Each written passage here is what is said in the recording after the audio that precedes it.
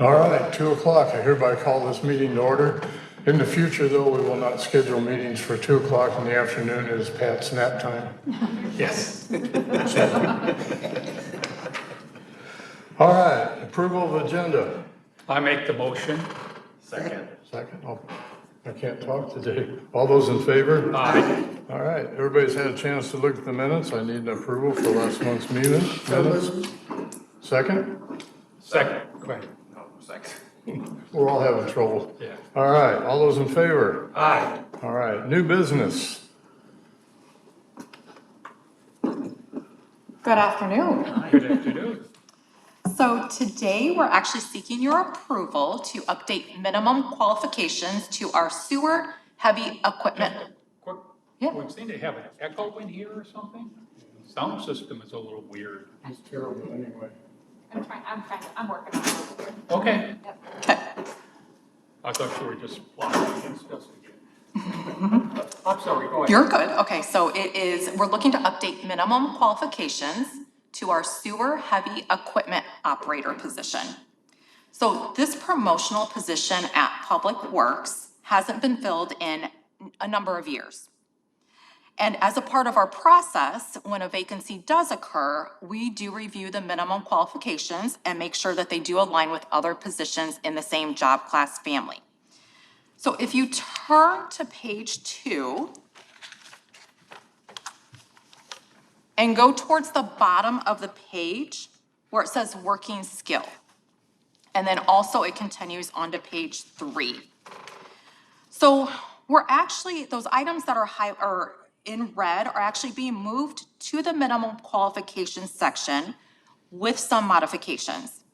Moving them actually allows us to screen applicants based on the minimum qualifications and then set clear expectations. So there is one item that we are removing. So that item is on page 3. Applicants or employees actually were required to obtain their ATSS certification for traffic control technician. This is no longer done by our sewers division. It's actually a responsibility from our signs and signals division. So we are removing that. Okay, turning back, So, go ahead, yeah. So they actually, in the past, worked like the stoplights and the signs? Not stoplights, but they did set up traffic control for when they were doing work on the Just roadway. for where they work, they didn't put Yes. up stop signs otherwise. Correct. So now signs and control have to do that, so they have to coordinate with another department. Yes, correct. Is that difficult?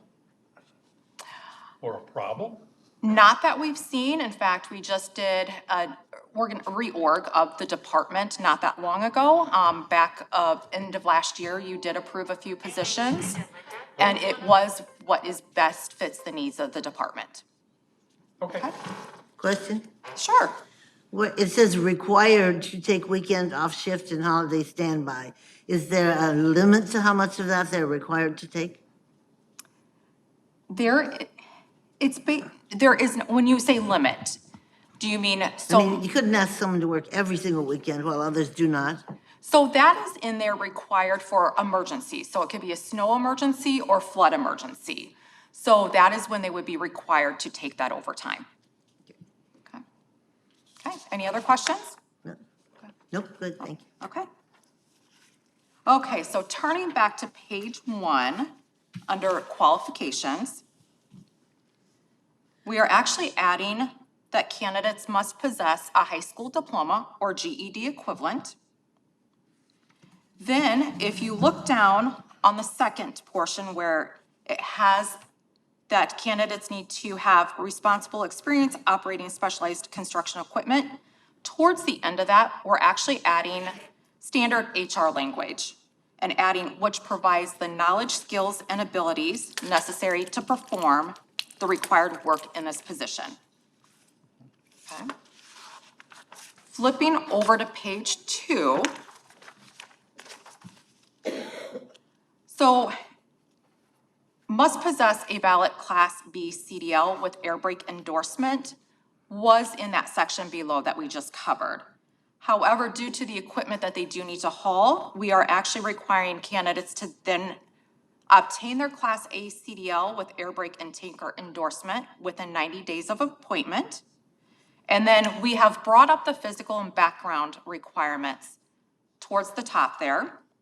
And then adding that standard language for the federal motor carriers, random drug and alcohol program. So those are the changes we are asking for your approval today. Okay. When you come up with these, I know I've asked before, but are these things that you just notice you don't have, or is it like state mandated, or how do you come up with changes like this? Sure. So as the vacancy occurs, I will take a look at that position, look at the minimum qualifications required for that position. I will then look at all the other positions that are in that same job class family to make sure that they all align and stair step up to that position. I'd just add one more thing too, that the, Gina works directly with the manager, so to make sure that she meets the department's needs. So it's a combination of all of those things. So this was a position that has been vacant, whatever, for a while, you said? It has not, so we have had this position filled for a number of years. We have not had a vacancy in quite some time. So somebody worked in this position and now they are leaving this position. Correct. We have 4 current employees that hold this position, but yes, we have somebody who is leaving. Okay. Okay? Okay. Okay. I guess, just for information. Okay, so you changed some of the qualifications. Now, if somebody is currently in the position and for whatever reason, they don't, they met the old qualifications, but they don't meet the new qualifications, what happens to them? I think in this instance, and maybe the manager could help us with this too, in this instance, do they all have the CDLA already? No, mine was just more of a hypothetical question. Well, HR doesn't like hypothetical questions. We like to deal with facts, not what ifs. I think it would depend on the situation. In some instances, we grandfather them. In some instances, we say, no, we absolutely have to have this. The technology has changed or something like that. So it would just depend on the situation. All right, well, if I asked you a question that made you uncomfortable, then I guess I've done my job for the day. Hypothetically. Yes. Question, couldn't that lead to some difficult situations, the uncertainty of what you just described? Can you give me more clarification on what you're asking? Well, see, I'm the lawyer. Yes, of course. So I see when you say it could happen to some people and not to other people, and we're going to define it, that looks a little uncomfortable to me. I think it depends on the situation. In this instance, if somebody didn't have a CDL, if we had extra time to give them, we would probably work with the employee, work with the union involved, and work through that.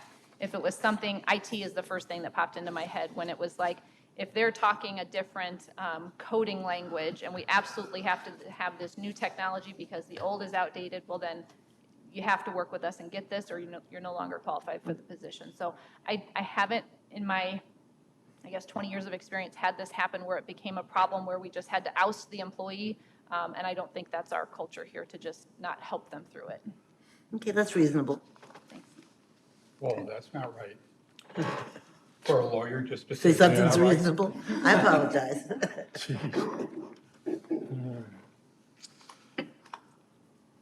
Do we need a vote on that one? Okay, I couldn't remember. Okay, I need a motion to approve the sewer heavy equipment operator as explained. So moved. Second? All those in favor? Aye. All right. Old business. Safe. Certification list. Good afternoon. The first one up, civilian crime scene technician. It's an entry-level position within the Davenport Police Department. This was a 30/70 process, and the starting salary starts at $51,100, and they're a part of the AFSCME union. For this one, we were looking for someone with a bachelor's degree in the forensic science field, chemistry, biology, physics, or related, or an associate's degree in those fields, and at least 2 years of experience in a related crime scene or crime lab position. They had to pass a thorough background investigation, and they need to maintain residency here in the state of Iowa or our area. We had 60 applicants apply for this position. Of that, 51 were qualified. They met the minimum qualifications that we had set. 5 did not schedule their exam time for the written exam. 1 withdrew from the process. 11 did not show after they had scheduled, and 15 scored below this required 70% on the written examination. So that left us with 19 candidates who passed and then advanced to the interview. 2 withdrew at that particular time, and 9 scored below the 70% in the interview. That left us with 8 who passed the interview and were invited to participate in the background investigation. All 8 passed the background, and 8 highly qualified individuals are on the certification list for your consideration. Quick question, is this an entry-level position where a person might be able to become an officer later on? No, that would be a separate process, but definitely someone could start as a crime scene technician. I'm not gonna take any of your crime scene techs for police officers, just to let you know, Jessica. But that could be, they could get their foot in the door and say, you know what? Because the crime scene techs do, on a lot of occasions at the crime scenes, work with the officers. Okay. They get to know the officers, and someone could have the idea or the future goal to say, you know what, I think I do want to transition. Well, I just saw the number of applicants, 60 applicants, that's a lot. That is, and these were national applicants. We had applicants from the East Coast, West Coast, North and South. Okay. All over the United States. Yeah, Very good, all right, thank you. you bet. Question? Yes. I noticed that at the written exam level, we had 6 minority persons, and at the end, we have 1. Yes. I also noticed that a good many of them are female, which I like a lot. Absolutely. That was the biggest takeaway from this process. I think we started with like 75% gender diversity, and I think we ended with 75% gender diversity. So that was good within this. But yeah, the written exam and the interviews do disqualify some people. Is there any way we can help with that? We've tried in the past. We've hosted workshops more for the police officer side of the house. We've hosted study sessions. We've hosted workshops to work on that, and the attendance has always been very lackluster. I mean, almost non-existent. Well, then they don't want it very bad. So we need good social studies teachers, There you go. right? We need good teachers to teach the ability to interview, not text, but to have a spoken Yeah, not conversation. text, huh? No. Yeah, So most of them are quite young. yeah. Is this a normal? There's a lot of individuals graduating, a lot of on the list, they are just graduating with their bachelor's degree in forensic science and criminology and all this. So yeah, we're getting new applicants and new employees right out of the college. Hot field. Yes, it really is, it really is. Very good. Absolutely. So appreciate it, your stats. Thank you, I'll turn it over to Gina now. Okay, then we have our building inspector, which is an entry-level position in our Development and Neighborhood Services Department. We had a 30-70 split, and it is part of our AFSCME union. So candidates need to have 3 years of experience in the building construction trade at a journeyman level or as a building inspector. We'd also take the equivalent combination of training and experience. Need to be certified by the International Code Council as a building inspector within 6 months of appointment, and then have their driver's license. So we had 15 applicants. 11 candidates were qualified and invited to the written exam. 1 withdrew, 4 did not show, and 4 did score below 70%, leaving us with 2 candidates that passed the written exam. They were invited to the interview. Both passed the interview and invited to the background check. 1 candidate passed the background check, the other one is a current employee, so that does leave us with 2 that are on the list to be certified. And our stats. Moving, any questions? I did notice there was 1 female applicant, but she did not make it through. No, she did not, no. So next we have our construction inspector, which is an entry-level position in the Engineering and Capital Projects Department. And the written exam was weighted at 100%, and this is another AFSCME union position. So candidates need a high school diploma and 3 years of experience in concrete construction inspection or related sub-professional engineering experience, or graduation from a 2-year engineering technology program and 1 year of sub-professional engineering experience. Then you have your certifications that they must obtain and maintain throughout duration of employment, and they do need a valid driver's license. So this is more for roads or like foundations or? Sure. I'm gonna go ahead and call Eric Wonglet up. One moment. And he's our hiring manager for the position. Hello, Eric Hi. Wonglet. I am the Construction Division Manager. And to answer your question, it is, we are primarily roadways, but we do delve into other aspects. The Fairmont Community Building, we're helping with that. And some parks and rec areas. We get into a little bit of everything, but mainly roads and sewers. You don't really get into like foundations of new construction? No, typically that's the building inspector that does that. Okay, that's the difference between the positions? Yes. Okay. Thank you. Oh, so we had 27 applicants. 20 of those were qualified and invited to the written exam. 3 did not schedule, 2 withdrew, and 8 did score below 70%. That left us with 8 candidates that passed the written exam. They all passed the background check and are on the list to be certified. Yes.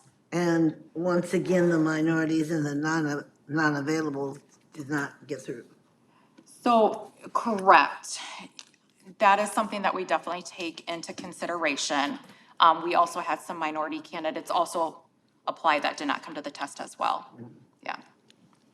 I can tell you though, and I think Mr. Longlet has been working with the school to try to develop this at a younger age so that we have this interest starting out so that we can kind of work on that diversity aspect as well. Yeah, it just makes me a little sorry because we worked for so long to try and make things better and it doesn't seem to be making the progress we need. There's certainly areas in which we've seen more success than others, but those are the areas that we just keep working on. Okay. We're not responsible for the whole world. No, but we can always keep doing better. And then our stats. Then moving on to our street maintenance worker. This is a promotional position in the street division of Public Works. Again, the written exam was weighted at 100%. And it is part of our Teamsters union. So candidates do need 1 year of experience as a general laborer. They must possess and maintain throughout duration of employment their Class B CDL with air brake endorsement. And then we have our background and physical requirements. So we had 3 applicants, 2 were qualified and invited to the written exam. 1 scored below 70%. That left us with 1 passing the written exam and on the list to be certified. And our stats.